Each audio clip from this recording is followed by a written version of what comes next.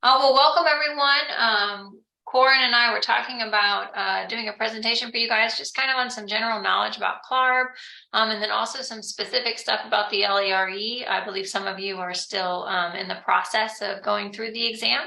And so we're excited to kind of tell you guys what's coming with that and where we are in that transition. So one of the things we're going to do is we're going to kind of go over who CLARB is, the core programs that we offer, and then kind of the member support that we do and the candidate support that we do.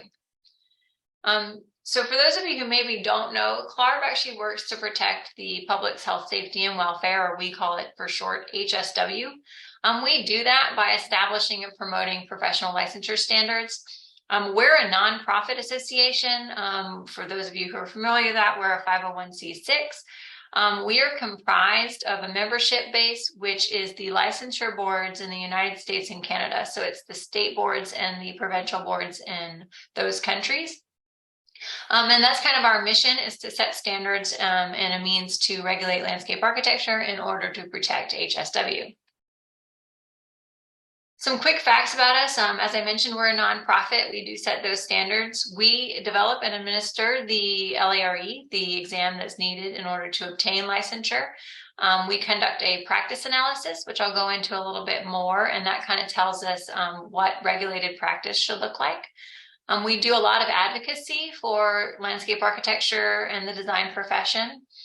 We have 55 members, so that's all of the United States and 4 Canadian provinces and 2 territories.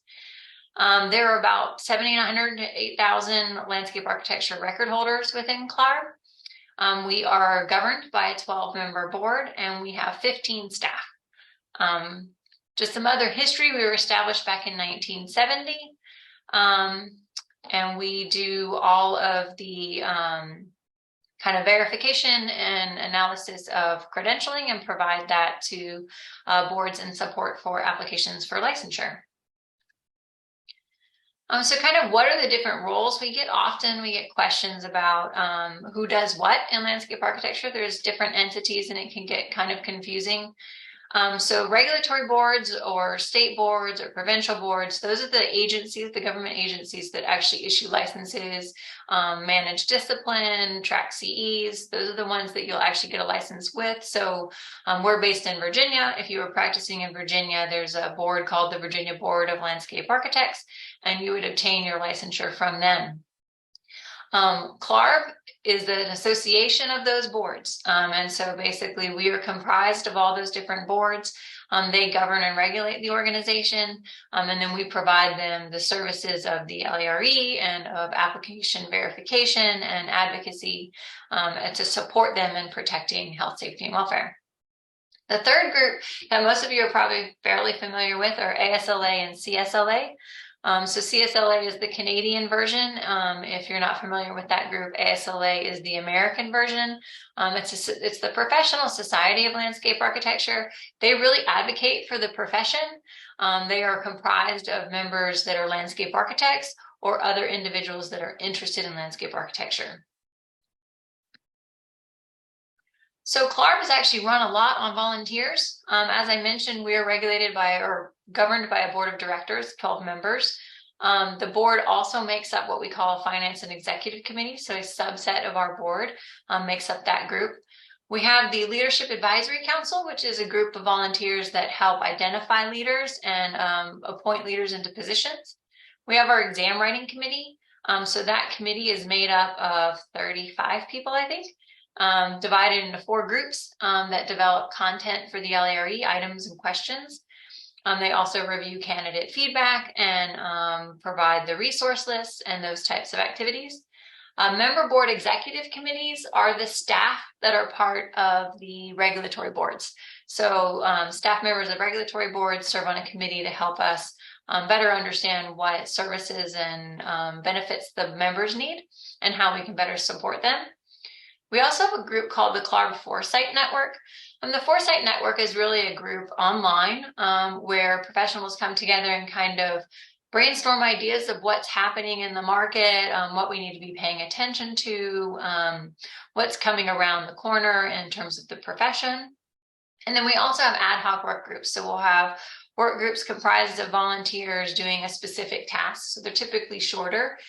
They could be anywhere from a 4-week project to a year project. And we put them together based on a specific need. If you're not engaged, we actually do have a volunteer on here, so I'm excited to see that. But if you're not engaged in volunteering and you'd be interested in it, we have a page on our website that kind of goes into all of these different groups. And we're always looking for volunteers in a lot of different positions. Recently, our board of directors established what we're calling CLARB's DE&I principles. And so we define diversity, equity, and inclusion as it relates to CLARB and in areas in which that we can impact that.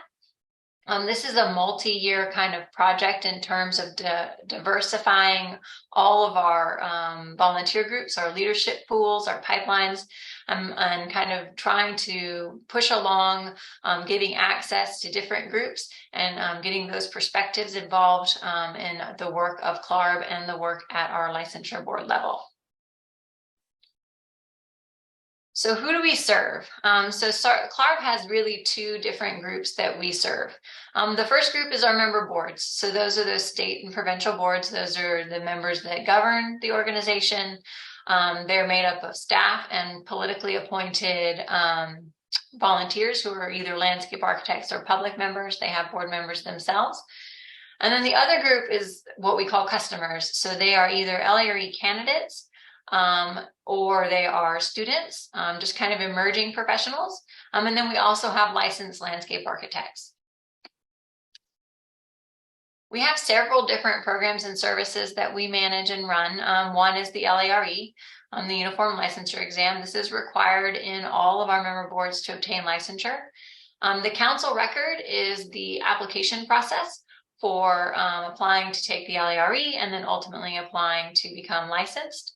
CLARB certification is a credential that CLARB issues once you meet a specific standard. It's called the Uniform Standard for Licensure. So once you meet that standard, you obtain CLARB certification, and that will help expedite your application for licensure. We do candidate and licensee support, those deregulation efforts. We do education and advocacy around landscape architecture. We partner with a group called ARPL, which is the Association of Reasonable Professional Licensing. And so that kind of really supports licensing, not just landscape architecture, but engineers, architects, medicine. It's a large group of the regulated professions. We do research and resources. We provide model documents, so Uniform Standard for Licensure, best practices and regulation to our licensing entities. And then we have member events for our boards that come together and we provide them education on regulation. We do business, CLARB business at those events. And those are the things that we do there. One of our big partners is ASLA. So we partner with ASLA in a variety of ways, but one of our most recent initiatives is the ASLA Women of Color Licensure Advancement Program. And so CLARB helps seed that and has been funding to it annually. It provides preparation courses and materials and mentorships to women of color seeking licensure. So the L.A.R.E. The L.A.R.E. is a national exam. We offer it 3 times a year. It's comprised of 4 sections. They're all on computer. You can take them either at a test center with our partner PSI, or you can take them through online proctoring. They're designed to test the knowledge, skills, and abilities that relate to protecting public HSW. So those areas of practice in which it impacts the public's health, safety, or welfare. CLARB recognizes that practice of landscape architecture is well beyond just HSW, but those are the only aspects that are covered on the L.A.R.E. Candidates actually will take the exam through us, and then you'll get licensed in your jurisdiction of choice. The council record that I mentioned is really just, it's kind of like a resume. So it's just an application. It is a secure digital verified documentation of your professional history. It helps to save time for you in terms of duplication of effort. And so CLARB will collect that information and provide it to the licensing board on your behalf. Only one jurisdiction at this time doesn't accept it. So it's widely accepted. And typically it will help you expedite that application process, especially as it relates to reciprocal or a second license. One of the projects we're really excited about that's up and coming over the next year is what we call the Determinants of Success Research Project. Our goal is to have participation from all active L.A.R.E candidates. So as candidates are testing, we'll be surveying them. Questions are going to be focused on their background, their experiences, their preparation, and their demographics so that we can better understand what makes a successful candidate. Is it working in a firm, doing diversified work for 4 years before you start? Is it a specific type of education? Is it a mentorship? Is it studying as a group? Is it studying independently? So we're trying to better understand what a successful candidate looks like in order to help candidates through the process and better understand how they need to prepare for the exam. So before I go on, I know that was a lot, and we're going to kind of dive into specifically the L.A.R.E and how it's developed and the transition and stuff. And so I wanted to make sure no one had any questions or anything. We wanted to set it up so you guys could just turn your camera on or unmute and ask any questions you had at this point.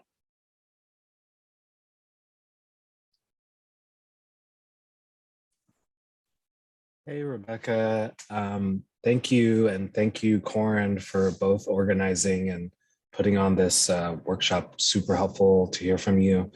I do have a couple questions, but I'll keep it to what you've already gone over. The council record, do you guys hold our like design plans?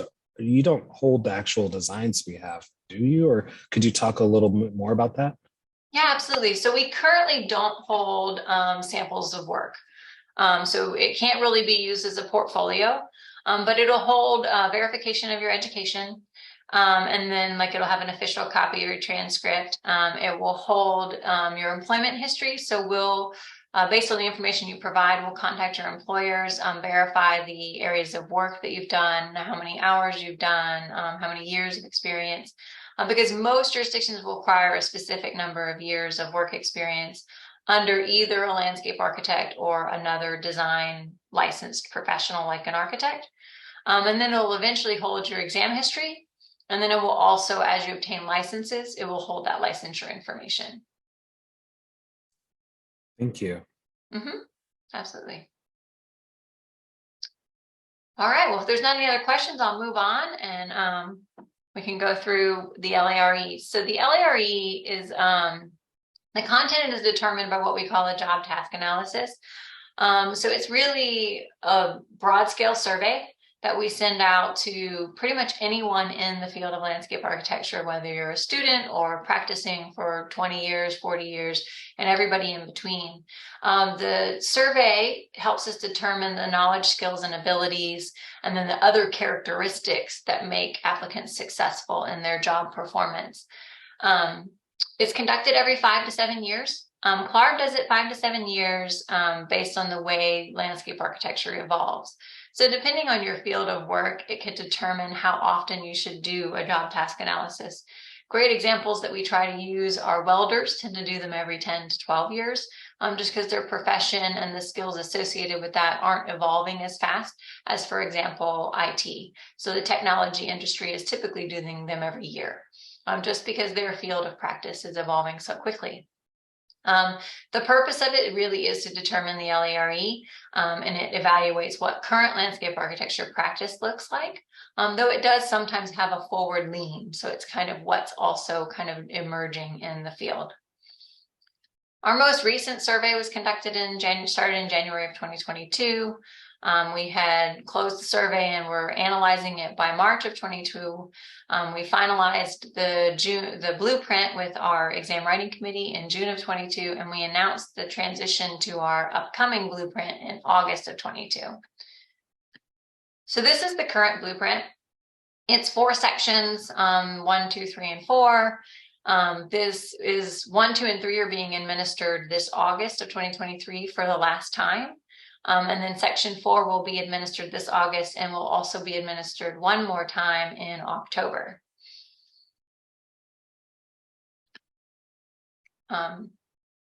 Sorry, I meant to delete that slide. So some of the resources that we offer, we have a demo exam that can kind of give you an example of what items look like, how they function.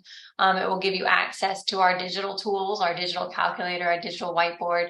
And you can kind of play around with those and get familiar with it before you actually get into the exam process. And we also have a tutorial video that you can watch that kind of goes through what taking the exam looks like. Probably the best resource you can get is our orientation guide. It's available on our website. It's a very robust document, but it kind of covers anything and everything you need to know about the L.A.R.E. So we encourage candidates to have that and kind of use it as a reference. The other thing we have on our CLARB website is a recommended reading list. This is established by our exam committee, and this is what they use in developing content, and these are the resources that will help you in preparing for the exam. We also partner with ASLA. They have additional resources available. They have a prep committee. They do prep courses. They have some practice exams. Some new stuff coming for CLARB after the transition. We will be releasing practice tests in September for the new blueprint. So there will be one for each section available.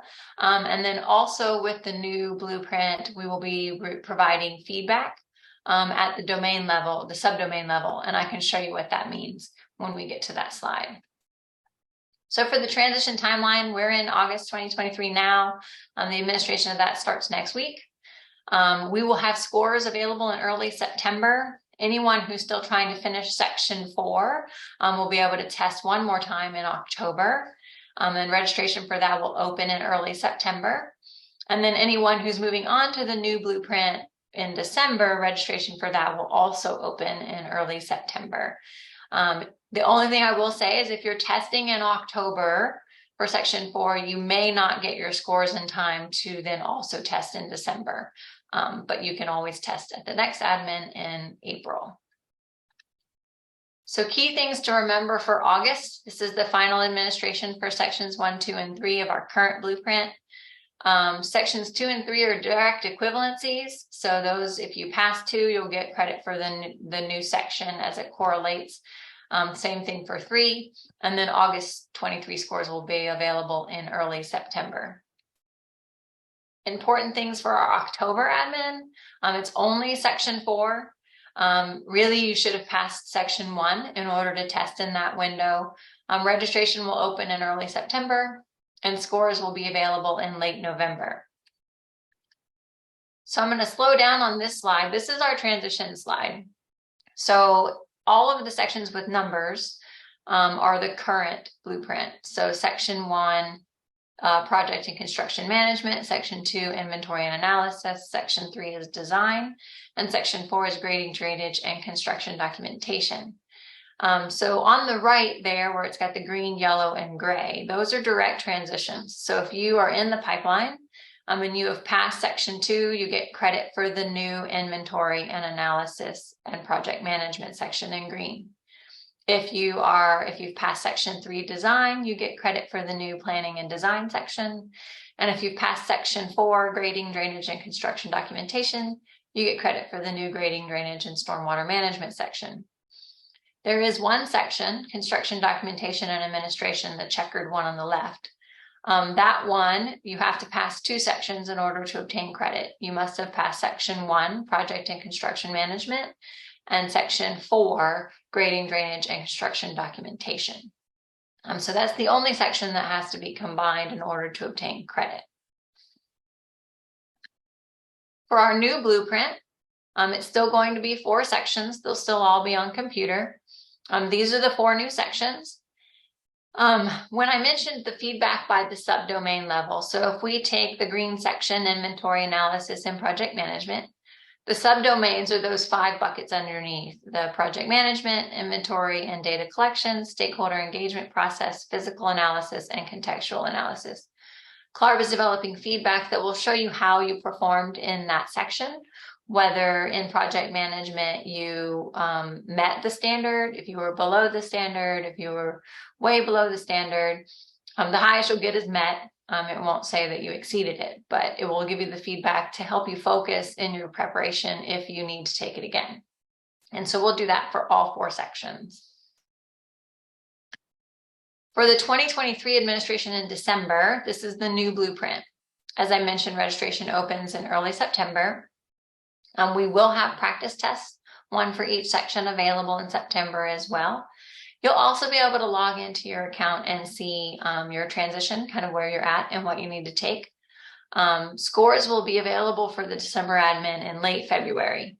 This will take a little bit longer because it's a new blueprint and we have to establish the passing benchmark. And then the results that you do get will include feedback by subdomain if you failed. If you passed, you'll just get a pass. One other thing that CLARB wants to make sure everyone's aware of is if you fall into a specific category. So if you pass section 1 of the L.A.R.E. prior to October of 2022, and you have attempted section 4 between December of 22 and October of 23, and you don't pass section 4, you'll be eligible to take the new construction documentation and administration exam either during the December or the April administration at no cost to you. CLARB is doing this specifically because candidates in this circumstance will end up having to take an additional section to offset that financial burden. We'll give you one attempt on that new content in order to assist you in that process. So key takeaways for this really are that the content doesn't change till December, that the scores for August will be available in early September so that you can make a decision as to what makes sense for you next. October registration will open in early September when you get those scores, should you need to take section 4 in October. If you're moving on to December, you can sign up starting in September. And then we're here to help you guys. So please feel free to reach out. We can answer any questions and help you navigate the transition and support you through that process. So any other questions at this time? I know, Kevin, you mentioned you might have some. Did I answer those, or do you have any more? Oh yeah.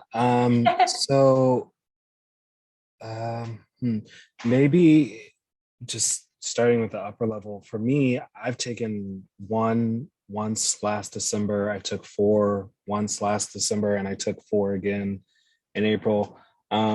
I haven't passed any of them yet, and I keep failing by like 13, maybe 20 points.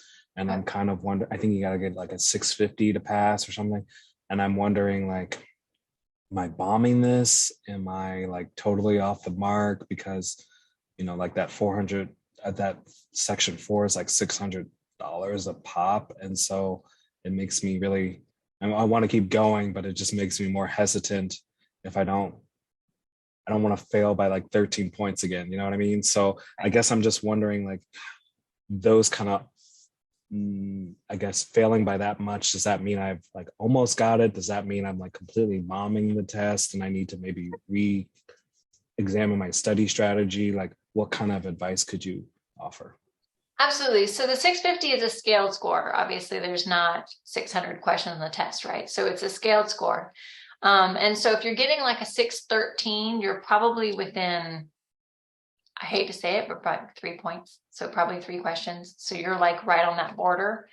What I would probably suggest at this point, are you signed up? If you're not signed up for August, then I would probably just wait until December. I'm waiting till December. Okay, so that I would encourage you to do that. Wait till the new blueprint rolls out.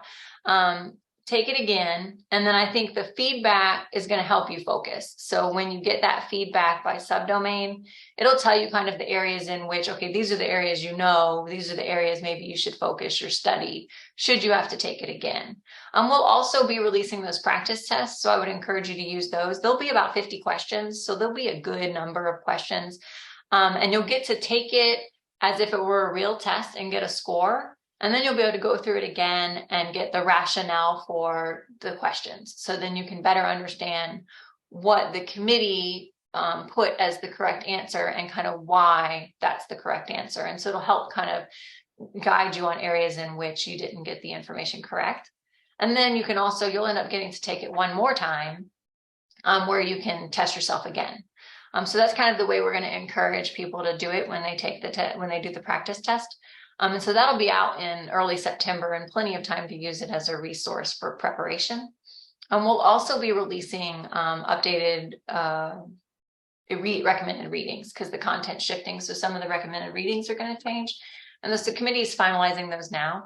And so we'll hopefully be able to have those out very soon as well. Any other questions? I know we had someone raise their hand, but I want to make sure I answered all yours first.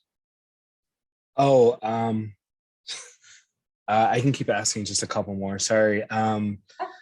Well, that does answer a lot. And I know it's like a random, you don't know what you're going to get asked. You know, I took 4 twice and I feel like there were 2 completely different tests.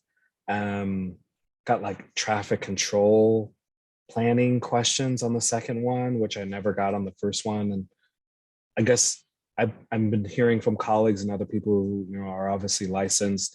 Everyone says study groups don't, like the paid for study session group, don't really help out, but they keep offering these, like, you know, pay money to go for the study group. And I'm just wondering, what is CLARB's position on those? Do you have one? And do you have like a list of ones that are offered like nationwide? I know you probably can't like endorse a specific one, but like, do you have, I guess, resources that point us towards maybe some more effective study groups, the ones that you have to pay for? Yeah, so what I would recommend with that is asking the group for data. So they should be tracking kind of pass rates of their participants. If they're not tracking that, that would be a red flag for me. We don't, I mean, obviously they don't have any more access to the exam than you do, right? And actually probably less, because if they're run by licensed professionals, they can't actually see the test anymore. So in terms of one being more knowledgeable than another, you're not really going to have that. But I would definitely be asking them about pass rates of their participants. So I know there's one out in California. I can't remember who runs it, but they asked their participants to provide whether or not they were successful. And so they should be tracking that. I think ones who have a good pass rate is probably not a bad idea. It also depends on how you prepare well. I know that sometimes you can get into groupthink. Studying as a group, you can end up all convincing yourselves of the wrong answer. And so that, or if you have one person who maybe doesn't know the information and they have a strong personality, they can kind of steer the group in the wrong direction. So that would be a concern too.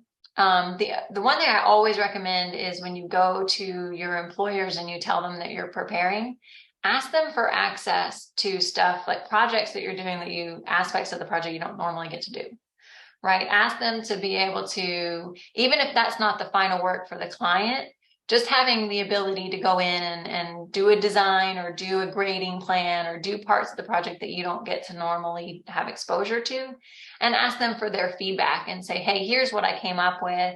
What do you think is wrong with it? Is it right? Did I mess something up? And that'll just get you some experience. If you are a member of ASLA, they do have old practice vignettes, so the old drawing samples. Those are still really good because how you grade hasn't changed, right? Or how you do a site plan hasn't changed. Just the way we're assessing you has changed. So those are really good practice ones, and it gives you sample solutions. I don't think that they're very expensive, but if you aren't a member or if you have to pay for them, you can reach out because we probably have copies we can give you. So those would be resources we can just share. Great, thank you. And my last question is just with specifically section 4, and you have that very good graphic about how you're rearranging things. So even if I have my study material, I'm just kind of rearranging it per that graphic. It's not like I'm changing you say the material isn't changed, it's just which test you're putting it under. So I don't need to like find a whole new study guide or anything. No, so especially with like section 4 and 1, that was the biggest impact. So let me jump back really quick. So if you look at the current blueprint, sorry, I'm clicking through way too fast. If you look at the current blueprint, construction documentation was part of the current section 4. In the new blueprint, that's actually kind of, it's being combined. That part of section 4 is being pulled out and it's being added to what's the current 1. So if we jump to the new blueprint, sorry about that. the new gray one, right, is the grading, drainage, and stormwater management. So that's heavily focused on your grading and drainage aspect of practice, and all of that construction stuff got pulled out and is in the new blue section, the construction documentation and administration. And so again, you still have to demonstrate this competency. You're just going to demonstrate it on a different section of the exam. Awesome. I'm going to mess up your name and I apologize, but Laquan, maybe? Yes, you got it right. Oh, wonderful. What can I answer for you? Yes, so my question has to do with the council record. I chimed in a little bit late, so I do apologize. No problem. But I had a situation where my council record was all set. Everything was intact. And I had reached out to CLARB about making sure that I had everything in order. All my requirements were met to be able to go ahead and register for the exam. And this was, I believe, back in April of this year. Well, sorry, it was before April because I was registering to take the April exam.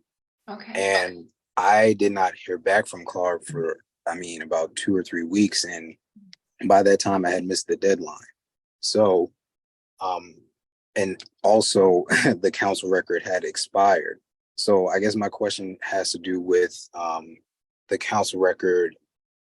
Does CLARB have any plans to rectify those types of situations where it was kind of not really on the potential test taker? Yeah, so I'll leave it at that for right now. Yeah, absolutely. I'm going to pull up your information and I'll circle back with you from an email, but our staff should be getting back to you faster than that. So I apologize that they didn't. And I'll definitely, we can renew your record or whatever at no cost. I apologize that happened to you, for sure. But let me look into it and I'll circle back with you separately and just make sure we get you set up. Okay, no worries. Thank you. Absolutely. Thank you for bringing that up. Any other questions that I can answer? And I think we just had someone join. Welcome, Darnika.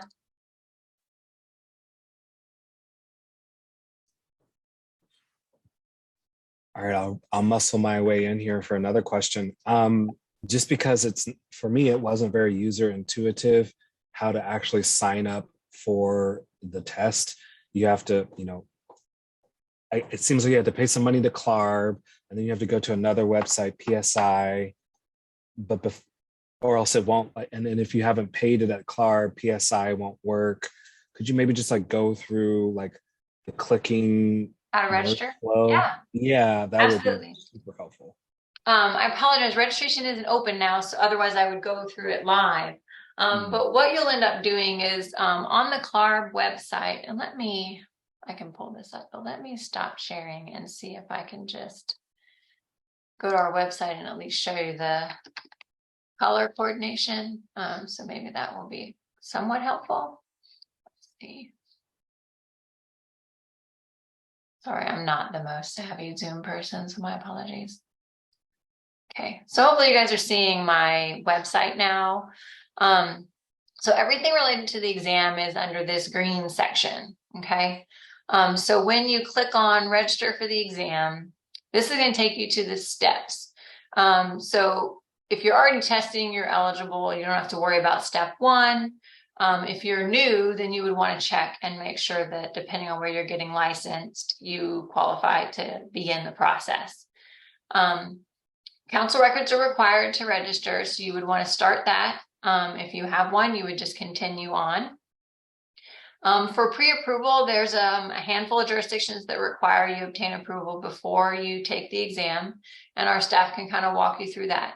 But once you've done all that and you're qualified and you're starting to test, you'll come to step 3 where you hit register for the exam. When registration's open, there's going to be a green button here that says register.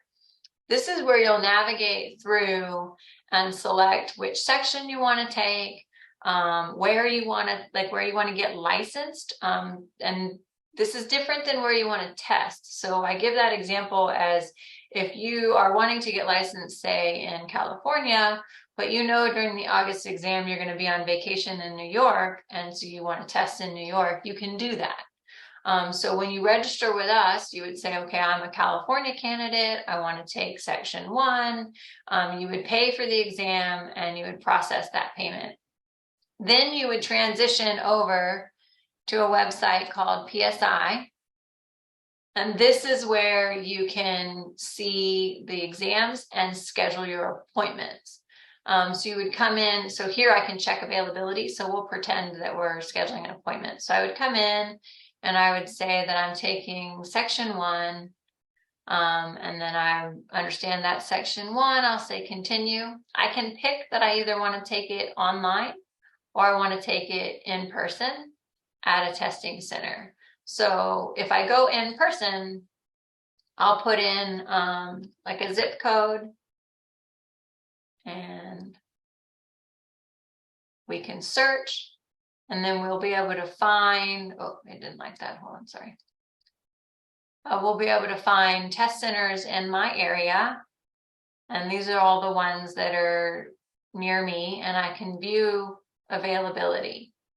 And so this will, and then I would select it and I would proceed to book. Now, obviously it's not going to work now because I'm not logged in and I don't have an active exam, but that's how you would schedule. If you decided you wanted to do it online, you would just select you want to test online at home.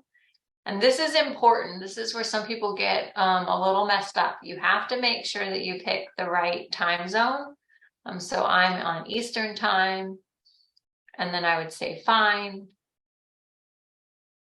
And then the other way that people kind of get into trouble is picking AM or PM.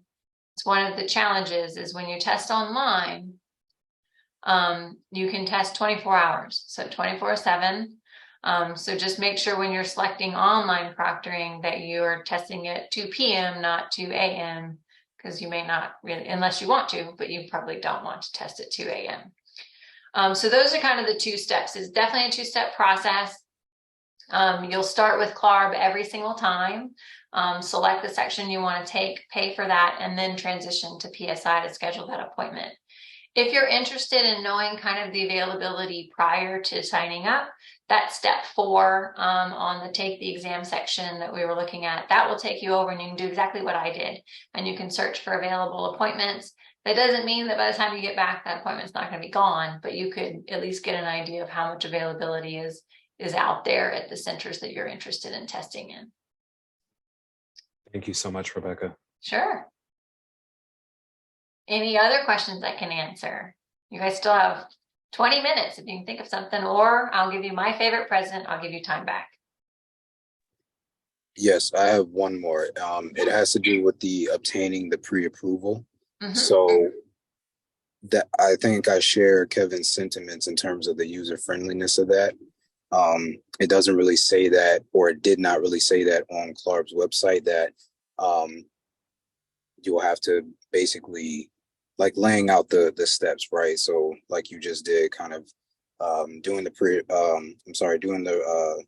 make sure your council record is good, and then selecting your jurisdiction, but then kind of laying out, hey, like this is where you need to go per this jurisdiction, and this is who you need to talk to. Like something like that, I think would be very helpful, because that was another issue I had run into where like I didn't know that I had to do so many different steps in terms of reaching out to that specific jurisdiction. I did understand that you have to obtain the pre-approval per But just the process, right? But just the process, right? Okay. So, thank you. And this feedback is always great because I tell my team all the time, like we try to think of how to communicate it and what information you need, and it can be so varied. But we live and breathe it. So any of this feedback is wonderful because sometimes we don't know that we're not being clear or providing enough information. And we want to make sure that we're supporting you guys effectively. I have a question. thank you for that. Yes, sorry, who was that? Oh, Hi, this is Ayana. Hi. hi, nice to meet you. I might have missed it, but is the information that's going to be presented in the sessions at ASLA this fall, are those on the recent like the new test that's going to start in December or the old things? It will be on the new test. So we actually didn't cover that. For those of you who are going to ASLA's national conference, they do offer prep sessions. I think they're on Thursday and Friday, maybe, of the conference, that will be focused on the new blueprint. So those will be for the December 2023 new blueprint. They are also having the week of, give me 1 second, I want to find it. They are also hosting, and Darnika, I'm gonna call you out because I think you're actually on this group. They're hosting a L.A.R.E prep week in September. This is the week of the 11th through the 15th. Hello? Hi, yes. Say that I heard my name. Yeah, sorry. Are you still on the ASLA prep committee? I am. So when are you guys having your L.A.R.E prep week? Is it the week of September 11th? I believe so, but I will, everyone that's on this call, I will send out kind of an update about that. Great. But Thank I don't want to give any misinformation. I do know that for all those that are going to national, we are going to have kind of a demystifying kind of session on the expo floor this Saturday from 11:45 to 12:45. Yeah. And that's a great session. So if you are there, be sure to stop by and listen into that. And then they also have those prep classes. So they have one for each section and they'll have those and it'll be on the new blueprint. Oh, thank you. Yeah. Any other questions?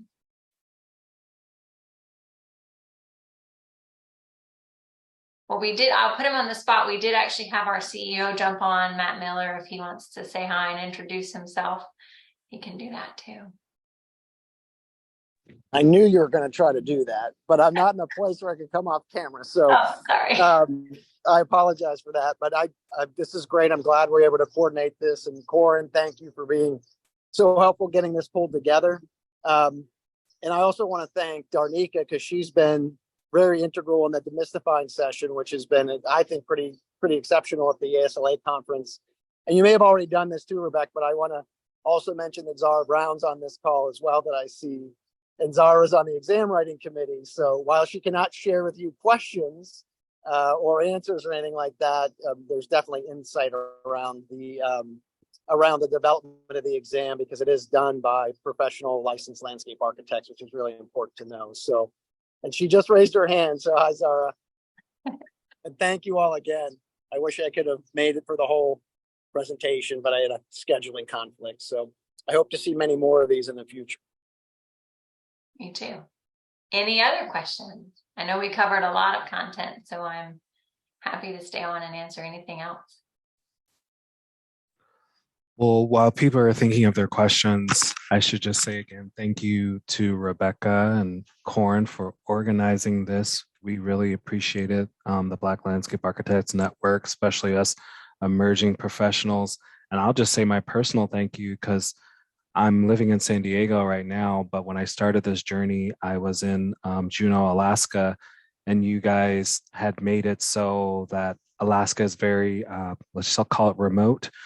So you made it so I could still receive that mentorship and not be in the exact same town because it's separated by mountains and glaciers and all that stuff. So I was thinking like, oh, how am I going to do this when my landscape architect mentor is like 2 mountains away, you know? So thank you for being so flexible in the state of Alaska. They really appreciated that. Absolutely. That's great to hear. Well, this is being recorded. And so I will get this to Corin and he can share with anyone who couldn't attend. You're welcome to share it broadly. So yeah, absolutely. Darnika, you came off mute. Yeah, I had a question. And this is just a little bit my personal experience, but kind of hearing the humdrum of people like slaying through this test and like saying it has, defeated me. I will get it next time. But is the newest revision will it have an updated kind of like vocabulary or terms that folks can like digest, and even the updated recommended reading?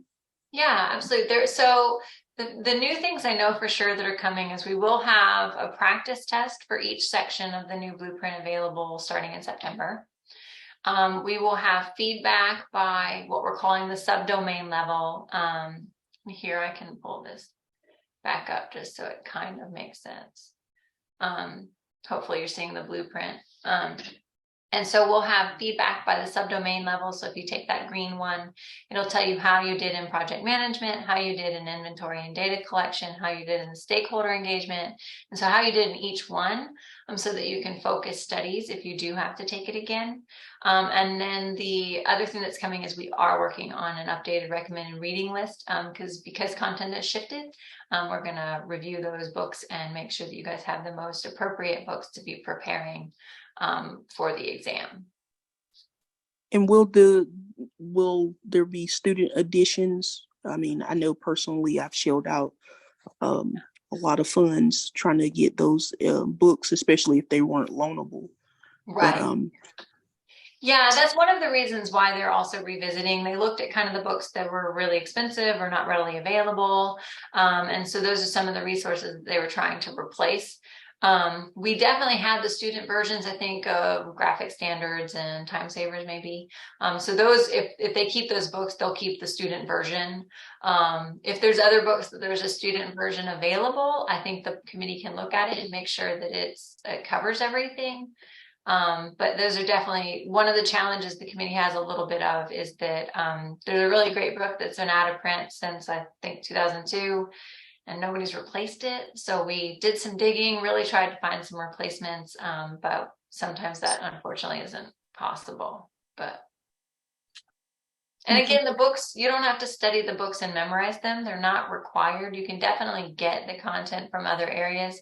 I think this is really just to kind of support you in that preparation.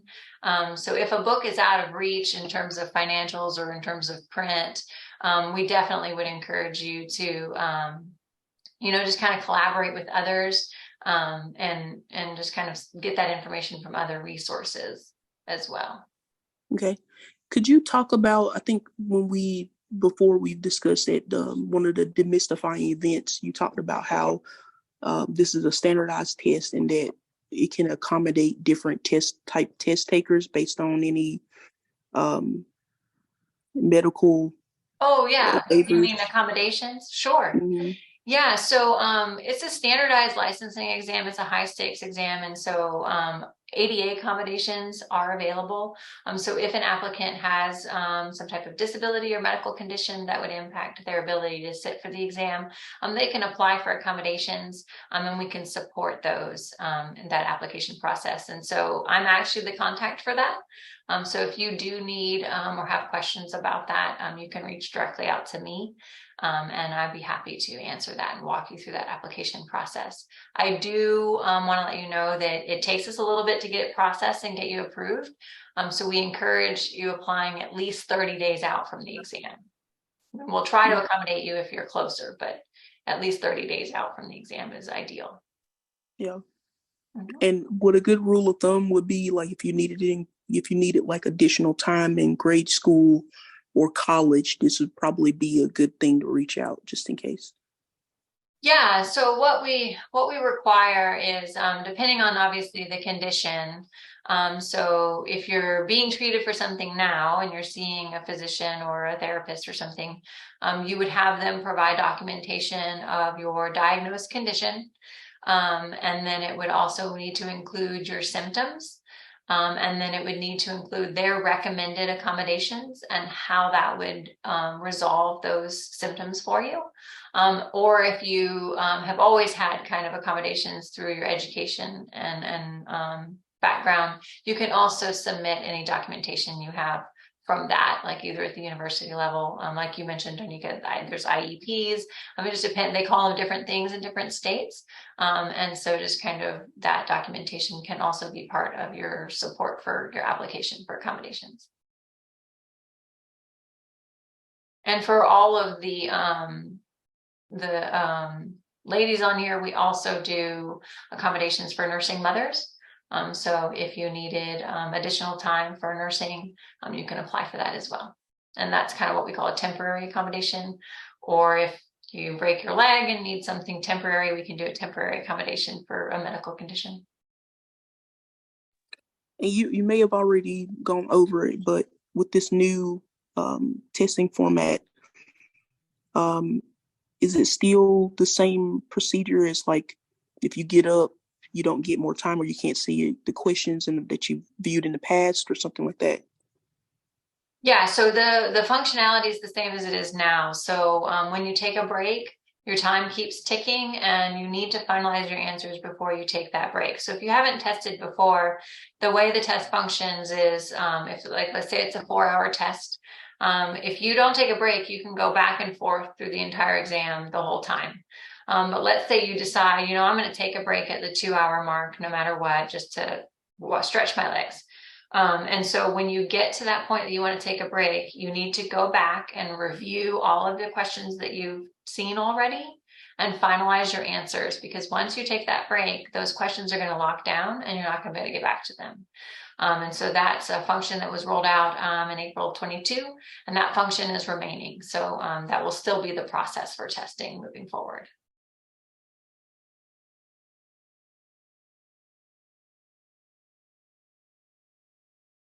Those are great questions, Donika. Thank you.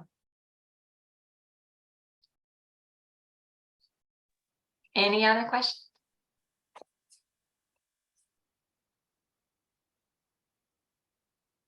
Awesome. Corin?